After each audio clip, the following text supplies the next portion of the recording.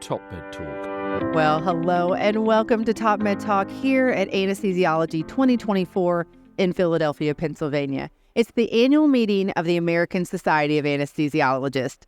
Now, I'm Desiree Chappell. I'm your host. I'm joined by my co-hosts here, Professor Mike Grocott. Hello, Mike. Desiree, hello. Yep. Also my co-editor-in-chief of TopMedTalk. Absolutely. We have also joining us our founding editor of TopMedTalk, Monty Mythen. Hello, Monty. It's good to be there. Monty, just briefly tell us what TopMedTalk is and where we kind of started and where we founded it over 5 years ago now, before COVID. Basically, we thought for the meetings and conferences that we were running and or attending, we were in an echo chamber, which we are today. Sounds a little bit. Yeah. And therefore, we should try and use modern technology to make free open access to the content of the meetings, which is what we've done since. Yeah. So evidence-based perioperative medicine meetings are all broadcast radio free after the meetings happened, and then they're podcast, and it's truly completely free open access to have a global listeners in over 100 countries around the world who can listen in. Yeah, and we do that through sponsors and the generous support of definitely here at this meeting, the ASA, the American Society for Anesthesiologists. They have provided this beautiful booth for us and putting us right here in the center of all the action. But we have other sponsors too, right, Mike?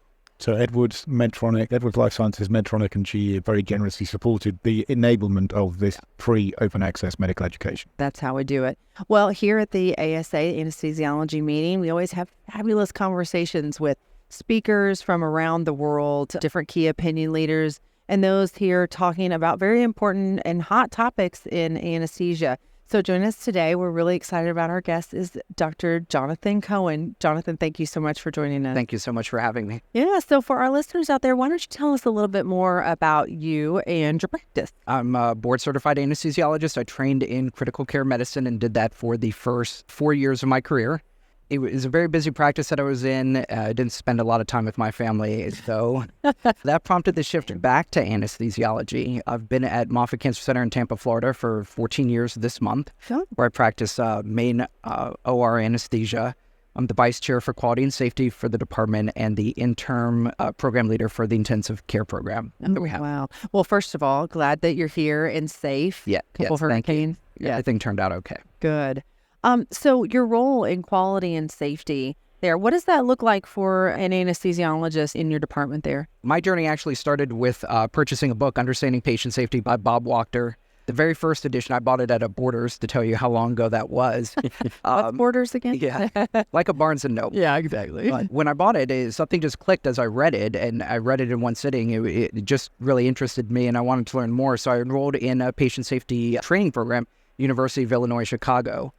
Which is one of the oldest ones in the United States. It's been around for a long time, and I completed a master's degree in patient safety. I took on the role of safety officer for our department. I was the first safety officer in any clinical department at Moffitt Cancer Center. And really my role at that time was to answer the safety reports. So a lot of it was retrospective. It was taking work off of other people's plates. And since that time, my role has kind of evolved to be more prospective, dealing with preventing things, not just answering things after they've occurred. Yeah. So as team anesthesia, we've had lots of conversations about patient safety here on TopMedTalk. Seems like surgery and what we do from an anesthesia perspective is pretty safe these days.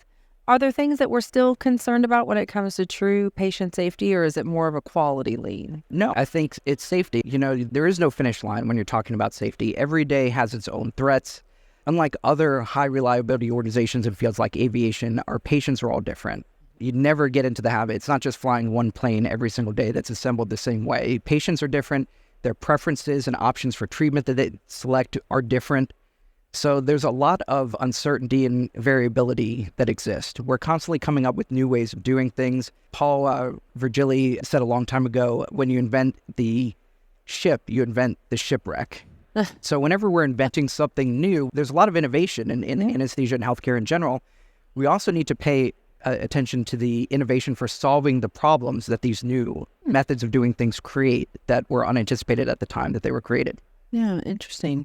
I guess we don't think about that a lot because many of us just have this technology placed in front of us. Wouldn't you think that the companies have thought about that, like industry? I think to some extent, some things only become known once you start using them and using them on large scale.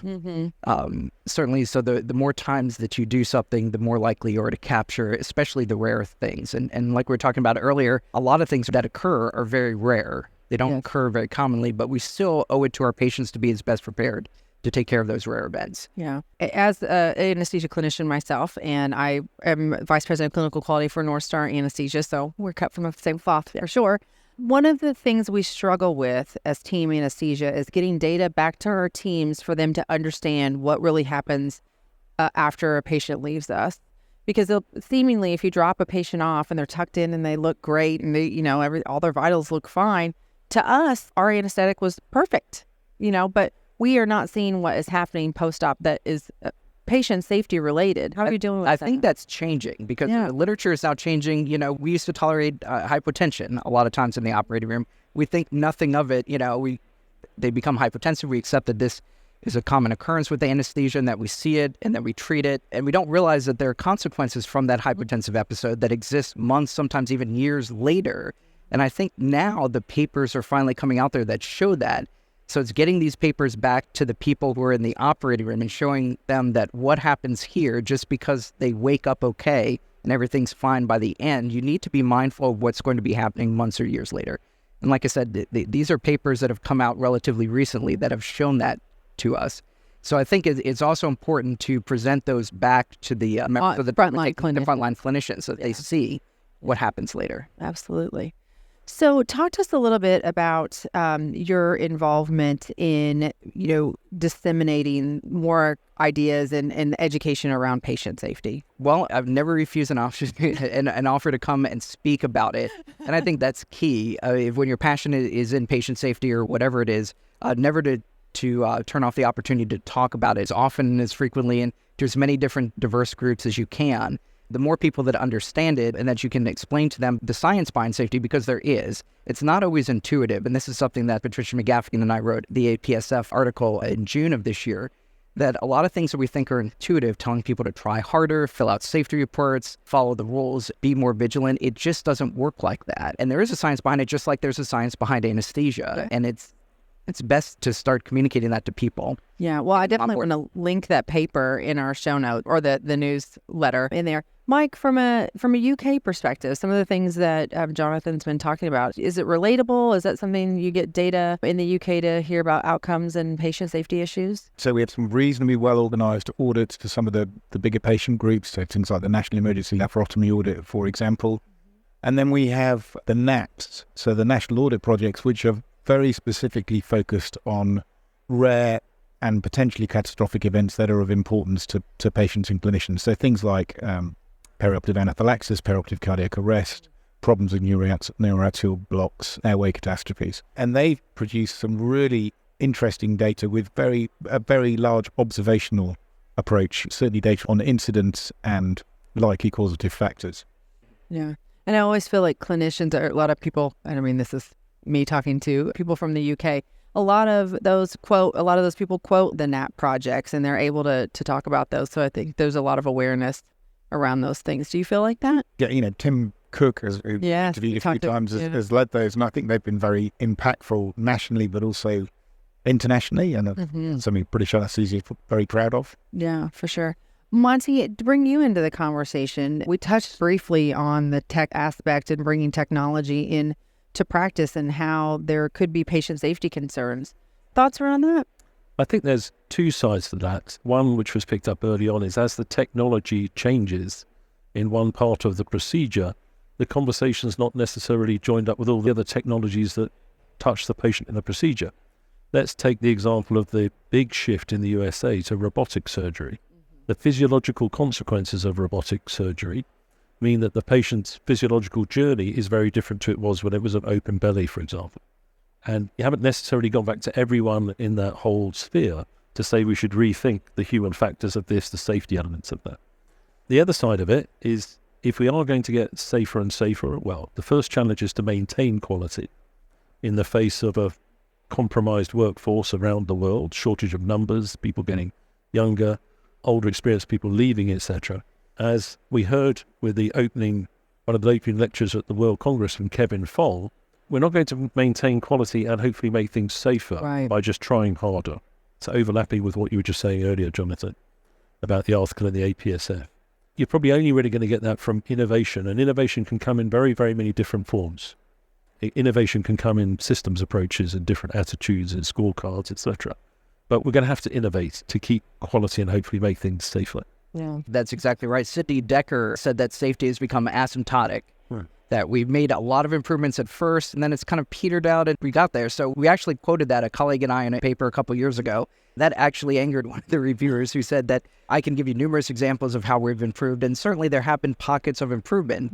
And the analogy I make is it's like weight loss. If you're doing nothing and all of a sudden you start walking 3 days a week, you're going to lose weight. And the next week you're going to lose weight. And then eventually, if you keep doing that, the weight loss is going to peter off. If you want to continue losing weight at that speed now, instead of 3 days a week, you have to walk 5 days a week. Maybe you need to jog. Maybe you need to add strength training. Maybe you need to watch diet. You have to continuously do more and more to get that same rate of improvement. And I think safety is the same thing. We've been doing with checklists and huddles and debriefs and rules and policies. We may have maxed out on the ability of that to continue to improve safety. Now we need to start looking at new things. So from your perspective, what are some of those new concepts and new ideas? Yeah, I think safety 2 holds a lot of promise. Instead of safety 1, which is just learning from things that go wrong, you learn from daily work.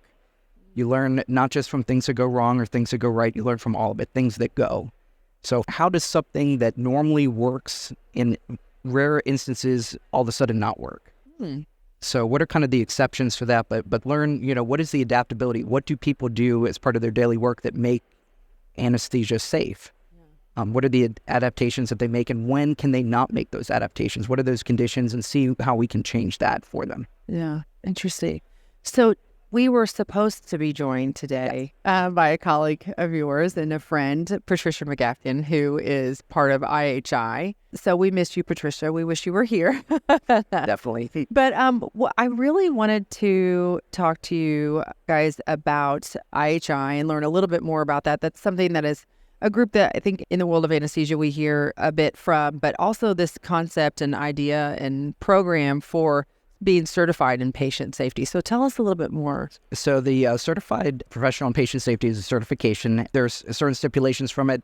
I believe a bachelor's degree and 3 years, or associate's degree and 5 years in clinical practice.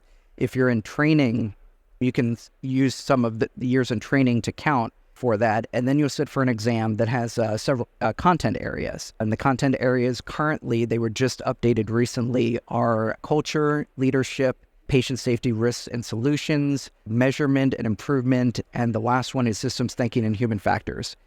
So it's an exam on that content. You pass the exam, and then you maintain certification every 3 years by a combination of, you can either sit for the exam again, but the alternative is a combination of either continuing medical education in patient safety or participating in safety things. So coming up with safety solutions, giving lectures, working on the exam updates for the IHI, things like that. Yeah. So tell us a little bit more about IHI. So IHI is the Institute for Healthcare Improvement. I can't tell you when it was formed. Patricia could tell you that. She is the vice president. She is the vice president of IHI. Safety. It merged in 2017 with the National Patient Safety Foundation. So the IHI was mostly focused on quality. National Patient Safety Foundation was kind of had their focus on safety, and then they merged together because there is a significant overlap between the two. Safety is kind of a very special part of quality. Quality, crossing the quality chasm from the Institute of Medicine. So the quality care is care that's safe, timely, equitable, efficient, effective, and patient-centered. I think safety is the most important, and I'm a little bit biased because it doesn't matter if you have timely care, if it's timely and unsafe, and it doesn't matter. You need equity. Equity is critical for quality, but you don't want to be equitably unsafe. So it kind of, safety becomes the purpose through which the other elements are then achieved to yield quality care. Yeah. The APSF newsletter that was out here in June of 2024, Why Should I Obtain the Certified Professional in Patient Safety Credential? So why should we do that as Team Anesthesia? I think it establishes kind of a benchmark for what are the important things to know in patient safety. And then it measures that in people who take the exam to make sure that they have this level of competency. And then in maintaining the certification, ensures that you're keeping up to date. Because again, just like anesthesia, things change over time. Some of the things that we're doing with safety now, we weren't doing 5 years ago. So it's important to keep active and keep up with the changing face of safety so that we're doing the most current things. Yeah. So it establishes kind of that benchmark. Everyone likes safety. Everyone thinks that they understand safety. I certainly thought I did a lot before I took the graduate school program. And then I wasn't sure if I needed to actually sit for the exam. And actually it was our program leader who convinced me to do it.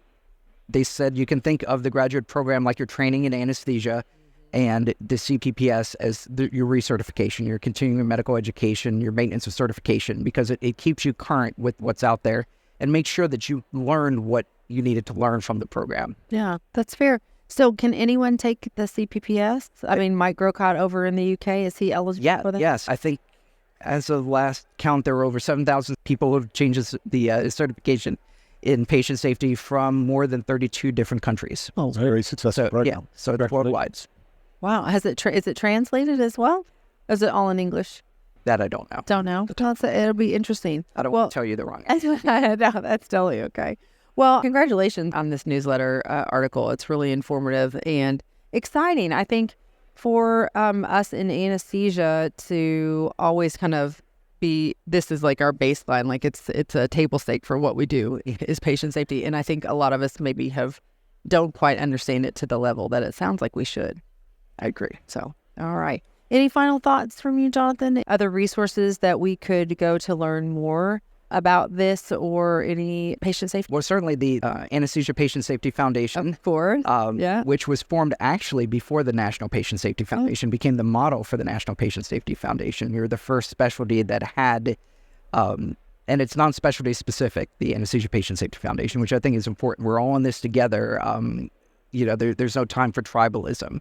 Yeah. Safety needs to be something that's front and center for everybody. There are a lot of great resources through the Anesthesia Patient Safety Foundation and more to come soon. Yeah. And remind me your role in the APS. Just recently, I became co-chair of the Patient Safety Priorities Group for Culture, Teamwork, and Provider Wellness.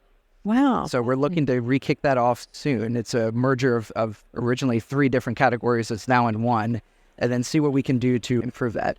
Yeah, that's great. Well, we'll keep an eye out for that. Oh, Mike has one question. Yes, well, it's not a question. It's a comment on culture. Those of you who haven't been to the ASA will not be familiar with the ribbons, but there are below the identity badges, you can stick on a little ribbon, and you can have a ribbon for being faculty, belonging to different committees, all sorts of things. You see people with past president. President, yes. You see 4 or 5 ribbons. So I have 2 ribbons, which I'm very proud of. One of them is the perioperative meds ribbon from the CP Med seminar yesterday afternoon, and the other one is from Jonathan, which is a lovely orange ribbon which says, "My ribbon is better than yours," which is kindly shared with each of us. So thank you for that and your contribution. Yeah, you see the rainbow of ribbons hanging down to the floor, but I think this. Can you get this on Amazon? Yeah, how do we get this? I didn't get it off Amazon. I got it directly from the company. I don't remember the name of the company, but you're only handing it out to very special people. Yeah, so we feel very lucky. Jonathan, thank you so much. Well, thank you so much for having me. Really appreciate hearing about the issue, but hopefully we can catch up again soon and learn a little bit more. Definitely. Thanks so much. Thank you. All right. And thank you for listening to TopMedTalk. You know you can always find us on your favorite social media platform, your favorite podcatcher. If you found us on YouTube, give us a thumbs up, give us a comment. We always love to look at those things. And again, thank you to the ASA and all of our sponsors for keeping TopMedTalk free and open to the world. Cheers, everybody. TopMedTalk. Thanks for downloading TopMedTalk. Don't forget to subscribe, check us out on YouTube, and of course on social media. We're on Instagram, Facebook, and X. Also, it's important to remember that TopMedTalk is the broadcasting arm of EPPOM, evidence-based perioperative medicine. We'd love you to find out more about that, and the way to do that is eppom.org. Check out our website and find out about some of the incredible conferences we're going to be arranging across the year. eppom.org.